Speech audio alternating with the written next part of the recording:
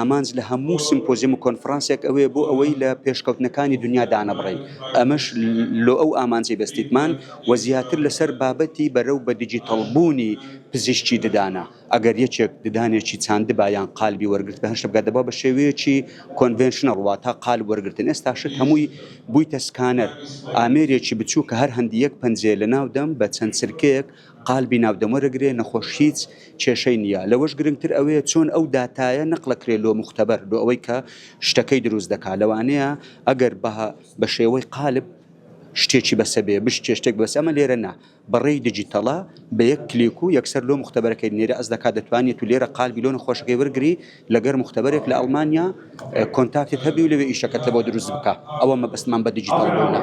ئەم ئامێرانە لۆ هەموو بەشەکانی پزیشکی ددان بەکاردێ. لۆ بابەتی چاندن، لۆ بابەتی جوانکاری و هۆلیوود سمایل، لۆ بابەتی پڕکردنەوەی ددان، لۆ بابەتی چارەسەری ڕەجی ددان، لۆ دروستکردنی ددان، لە هەموو شتێک بەکاردێ. لەبەروی ئێمە بابەتێکمان هەڵبژاردووە کە هەموو پزیشکێکی ددان لەو ڕۆژەی تەخەڕوجەکە ئیشی پێەیە هەتا ئەوەی کە لە ژیان مایە و توانای کارکردنی هەیە باویش کە بابەتی ئۆکلوژنە و بەرەو دیجیتەڵ بوون.